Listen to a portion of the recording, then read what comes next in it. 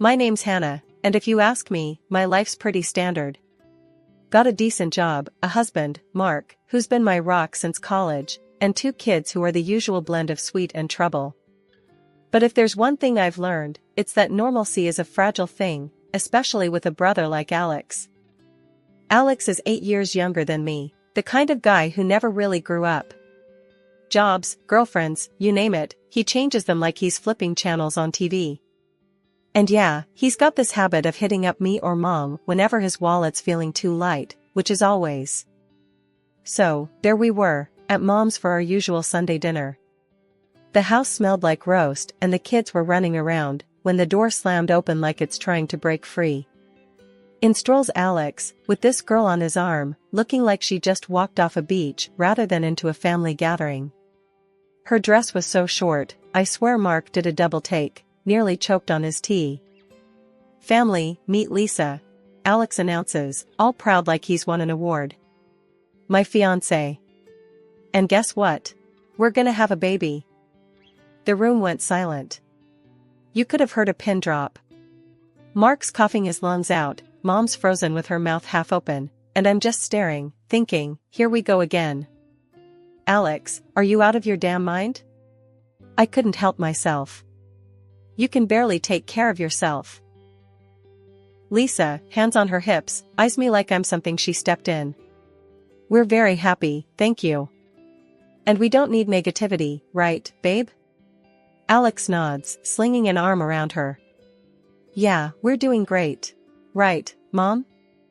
Mom, bless her, is trying to find her words. Congratulations.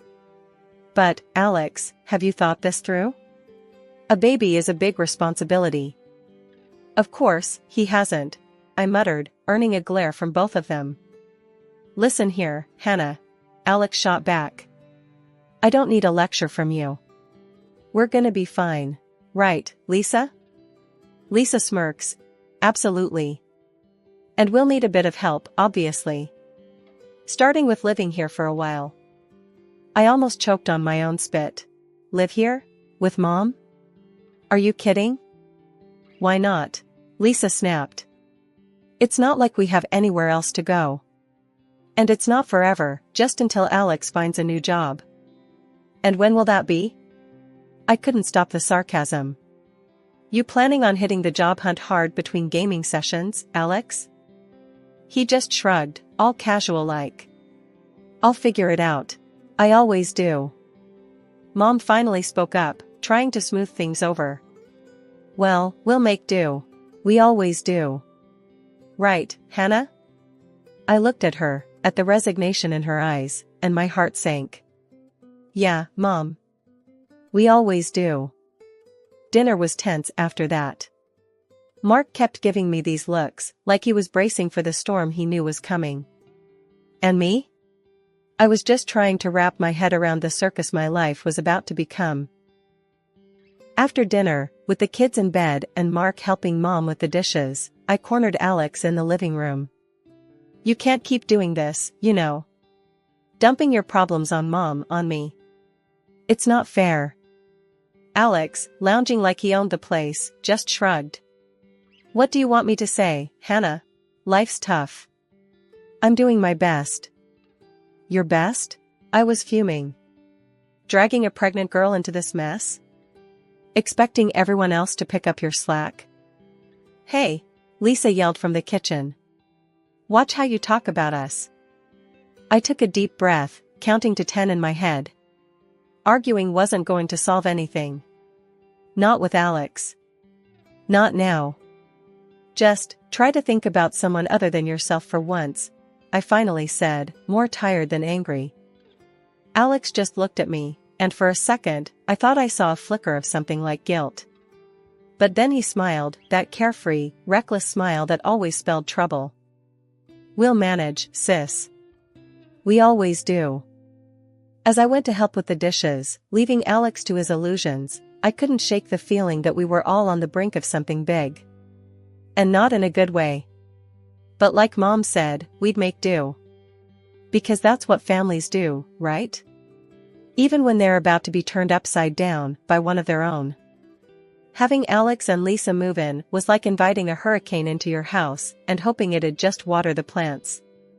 From day one, the balance of our family home was thrown off. Mom tried to stay upbeat, but I could see the strain in her eyes. One morning, I dropped by to see Mom, and the scene was chaos. Dishes piled up, laundry forgotten, and Lisa lounging on the couch like she owned the place, scrolling through her phone. Alex was nowhere to be seen, probably asleep or pretending to be. "Morning, Lisa," I said, keeping my voice neutral. "Need help with anything?" She barely glanced up. "Oh, no, I'm good. Just resting." "You know, for the baby." "Right. The baby." I looked around at the mess. "And Alex?" She shrugged. "Asleep, maybe?" "I don't keep tabs on him." "Of course not. Why start now?" I sighed and started picking up. Mom came in, her smile a bit too forced. "Hannah, you don't have to do that." "I don't mind, Mom. Can't have you dealing with all this alone." Lisa watched us, not moving an inch. "You're so good to your mom," she said, and I couldn't tell if she was being sarcastic. "Someone's got to be," I muttered, throwing a glance her way. She just smiled, unfazed. Later, I caught Alex in the kitchen, raiding the fridge. "Nice of you to join the living," I snapped. "Your fiancée's made herself right at home." He grabbed a soda, not looking at me. "Yeah, well, she's pregnant. Needs to rest." "And you? What's your excuse?" He leaned against the counter, all casual-like. "I'm looking for work, alright? It's not easy out there." Could have fooled me. "Seems like your full-time job is avoiding responsibility." He rolled his eyes, cracking open his soda. "Why you always gotta be on my case, Hannah?" "I'm handling it." "By handling, you mean letting Mom clean up after you too?" He didn't have an answer to that. Just sipped his soda and shrugged. The final straw came when Lisa announced they wanted a small wedding at the house. "Nothing fancy," she said, laying out plans that sounded anything but. "Just something memorable." I looked at Mom, who was trying to hide her worry. "And how do you plan to pay for this small wedding?" Alex jumped in. "We thought Mom could help, you know, as a gift." I laughed. It was that or scream. "You're joking, right? You want more from her?" Lisa stood up, hands on her hips. "It's not like we're asking for much. Just a little help." "A little help?" I was fuming now. "You've done nothing but take since you got here. Mom's on a fixed income and you're planning a wedding like she's made of money." Alex tried to intervene. "Hannah, come on, it's just..." "No, Alex. Enough is enough. You two need to start taking responsibility for your own lives. Mom's not your personal ATM." Lisa's face went red, and for a moment, I thought she'd yell. But she just scoffed. "Fine. We'll figure it out ourselves." "Yeah," I said. "You do that." Walking out, I told Mom, "Don't let them bully you into paying for anything. It's time they learned the value of money." Mom nodded, but I could see the conflict in her eyes. She wanted to help Alex, but knew it wasn't helping in the long run. That night, Mark and I talked it over. "You can't keep fighting their battles, Hannah," he said, and I knew he was right. But it wasn't just about fighting battles, it was about protecting Mom from being taken advantage of. The next day, I made it clear to Alex and Lisa. "You're adults. It's time to act like it. No more handouts. You want a wedding, a life, you work for it." Their response was a mix of shock and anger, but I stood firm. This was the wake-up call they needed, whether they appreciated it or not. The addition of a new family member should have been a joyous occasion, and in a way, it was. Lisa gave birth to a beautiful boy, a bundle of joy that brought a rare smile to everyone's faces, especially Mom's. She was over the moon, completely taken with her new grandson. But the joy was a double-edged sword. It was Mom, not Alex or Lisa, who ended up doing most of the caring for the little one. Watching her juggle her grandson alongside everything else was both heartwarming and heartbreaking. Alex and Lisa's approach to parenting was, let's just say, hands off. While Mom cooed and cuddled the baby, Alex was glued to his computer screen, and Lisa was out more often than not, treating them all like her personal playground. The contrast couldn't have been starker. Life at Mom's had spiraled into a daily soap opera, minus the scripted resolution at the end of each episode.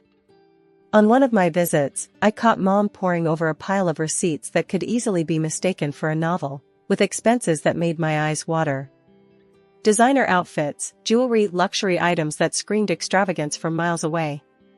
And there was Alex, ensconced in his virtual world, oblivious to the real one crumbling around him, his newborn son a mere background to his gaming adventures. Alex, isn't it about time you hit pause and maybe, I don't know, looked for a job? My attempt at lightheartedness did nothing to pierce his focus. He grunted something unintelligible, not once tearing his gaze from the screen. Working on it, he mumbled, the same old song and dance. And Lisa? This, I gestured to the mountain of receipts, isn't exactly helping. He shrugged, a gesture that conveyed a universe of indifference. I rounded on Mom. How can you just sit by and watch them drain you like this? Mom sighed, a sound so heavy it seemed to carry the weight of the world. It's only money, Hannah. I can't lose my grandson over it. That's when Lisa waltzed in, arms laden with shopping bags, a triumphant grin plastered across her face. Nothing like a little retail therapy, she announced, dropping her spoils on the table as if she'd returned from a successful hunt. Therapy? More like grand larceny.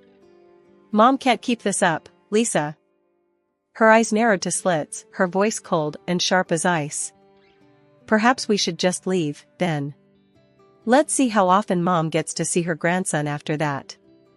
The threat hung in the air, a toxic cloud that threatened to choke us all. I looked to Mom for a sign of outrage, but she met my gaze with a resigned shake of her head, a silent plea to drop it. Later, in the sanctuary of the kitchen, I tried again. You can't let them use you like this, Mom. It's not right. She continued her tea ritual, a calming contrast to the storm brewing in my chest. I know, dear. But what choice do I have? That's my grandson. There has to be a line, Mom. They're walking all over you. She handed me a cup of tea, her eyes locking onto mine with an intensity one rarely saw. I'll handle it, Hannah. Trust me, I've got this under control. Control? The word tasted bitter. Seems more like they're controlling you. She patted my hand, a gesture meant to soothe. Just trust me, dear. As I left, the image of Alex lost in another world while Lisa admired her latest shiny trinket, not at me. Mom might think she had a handle on things, but from where I stood, it looked like we were all being dragged down by their weight. The trouble started when Mom got sick out of nowhere. One day she was fine, the next, she was rushed to the hospital with what turned out to be a serious condition. I was there in a heartbeat, barely had time to grab my purse before I was out the door. The hospital became my second home, sitting by her bed, holding her hand, and praying she'd pull through. I called Alex, tried to get through to him and Lisa, telling them, Mom's sick, she's in the hospital. You need to come, now. But all I got back were excuses. We're a bit tied up right now, Hannah. You know how it is, Alex would say, or Lisa would chime in with, we've got plans already. Can't just drop everything. Plans. Right. Their social calendar was apparently more important than their sick mother lying in a hospital bed. I couldn't believe it. Couldn't understand how they could just carry on with their lives, partying and living it up, while Mom was fighting for hers. I was running on fumes, between my job, the kids, and now this. But I didn't have the luxury of being tied up or having plans. Mom needed me, so that's where I was. Every day, hoping for some improvement, for her to wake up and tell me everything would be okay. 2 months of this hell, and then, just as sudden as she fell ill, she was gone. I was there, holding her hand, telling her I loved her, that I'd look after everything, not to worry. And where were Alex and Lisa? Out. Living their life without a care in the world, not even bothering to see if Mom, or their son for that matter, needed them. The funeral was a blur of faces, condolences, and the overwhelming feeling of loss. But Lisa, in her barely there black dress, managed to stand out, drawing disapproving looks and whispers from everyone. Alex was just as detached, showing no sign of grief, almost as if he was relieved it was all over. The day after, I went to Mom's house, needing to feel her presence, but I was met with Lisa's sneering face. "Looking for something, Hannah?" she mocked, blocking the doorway. "I need to get some of Mom's things," I said, trying to keep my voice steady. "Oh, I think you're mistaken. This is our house now." "You have no business here," she replied, smirking. Alex came up behind her, a smug look on his face. "Yeah, Hannah, Mom changed her will. Everything's ours now. Maybe you should have spent less time at the hospital and more time securing your inheritance." I was speechless, anger and disbelief swirling inside me. "You can't be serious. Mom wouldn't do that." He shrugged, enjoying every moment of my distress. "Believe what you want. But you're not welcome here." Lisa laughed, enjoying the spectacle. "Guess you should have been nicer to us, huh?" Their cruelty hit me hard, but I wasn't about to show them how much. "We'll see what the notary says about this," I managed to say, my voice cold. "Good luck with that," Alex called out as I walked away, their laughter echoing behind me. A week after the whole funeral drama, we all ended up in the notary's office, a place I never thought I'd be fighting a family battle. The air was thick with tension, you could cut it with a knife. Alex and Lisa were smirking like they already won the lottery, but I had a card up my sleeve they didn't see coming. The notary cleared his throat, and the room went dead silent. "The will Mr. Alex Kramer has been referring to," he began, eyeing my brother, "is not the final will. Your mother made another visit here, with Hannah, to draft the final document." Lisa's face turned a shade I didn't know existed. "What the hell does that mean?" she spat, her voice like venom. "It means," I said, my voice steady, "that Mom knew better. She left the house to me, not you two." The notary nodded. "Indeed. The house goes to Hannah." Alex jumped up, his face red. "That's bullshit. She wouldn't do that." Lisa was on her feet too, screaming insults at me that would make a sailor blush. The notary raised his hand, calling for silence. "There's more. If it's found that there was any pressure applied to change the will, legal actions could be taken."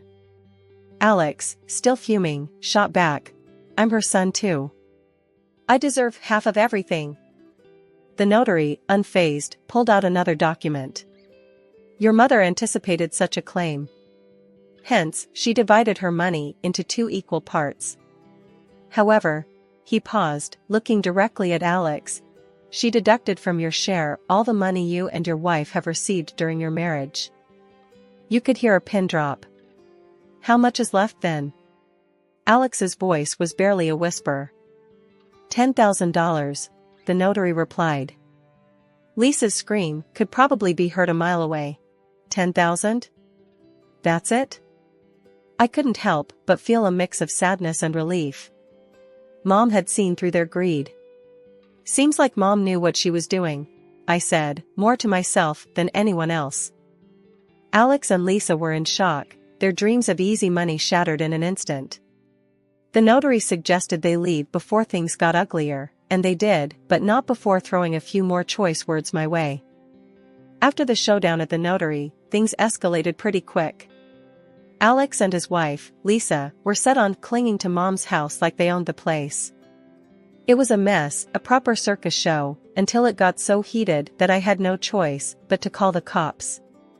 Never thought I'd see the day where I'd have to drag police into family drama, but there we were.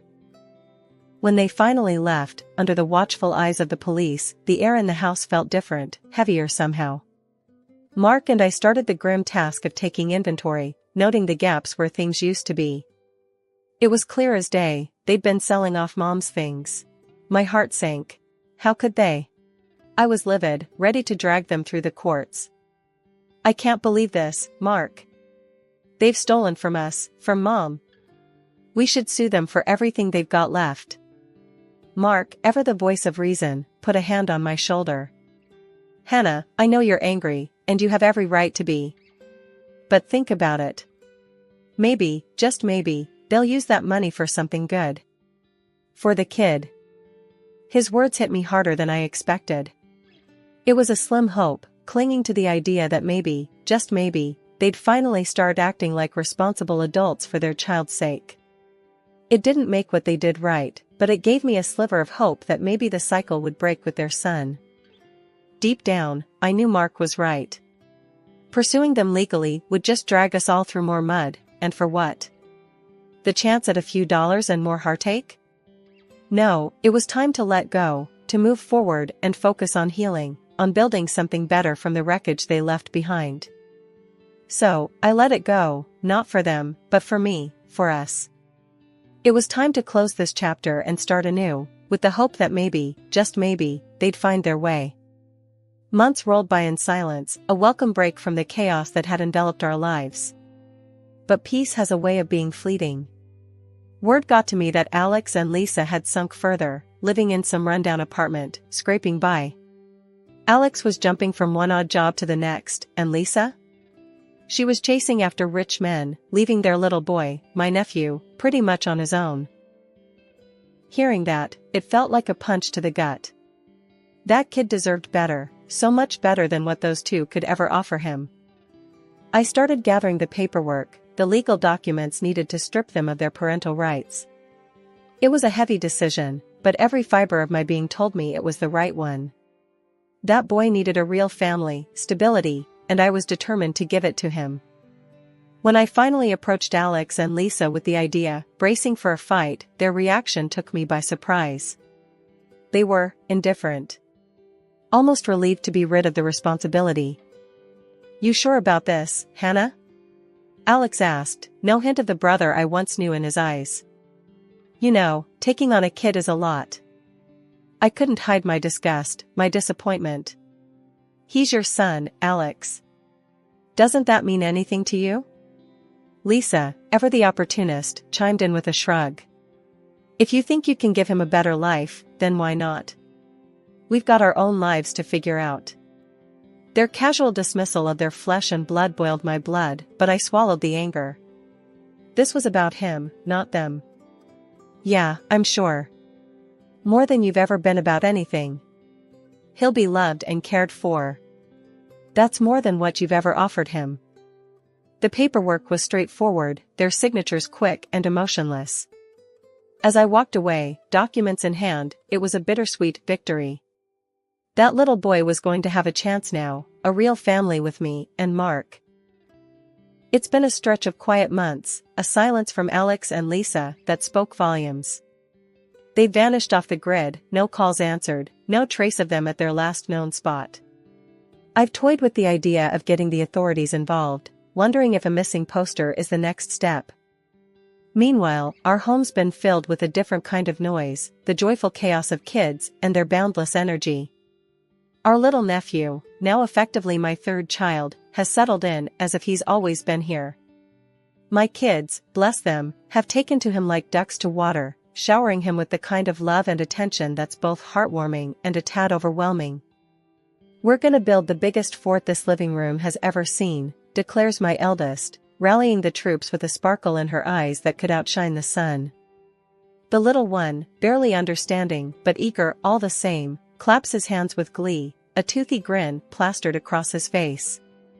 Fort, fort, he echoes, stumbling over the words, but clear in his enthusiasm. Mark and I, we've moved into Mom's old house, a sprawling place that seemed too vast once, but now feels just right. There's a room for every mood, a space for every laughter, and a corner for every whispered secret. It's become a home in the truest sense, filled with memories we're making fresh each day. I never thought we'd fill this place up. I muse aloud one evening, watching the kids turn the living room into a labyrinth of cushions and blankets. Mark wraps an arm around me, pulling me close. We always had the space, just needed the right people to fill it. And he's right. This house, once echoing with the past, now thrums with the present and whispers promises of the future. As for Alex and Lisa, their absence is a void, but not one that sucks the life out of us. If anything, it's given us a clarity, a purpose. We've built something solid, something real, out of the wreckage they left behind. We've turned a page, started a new chapter. And in this story, we're all exactly where we're meant to be.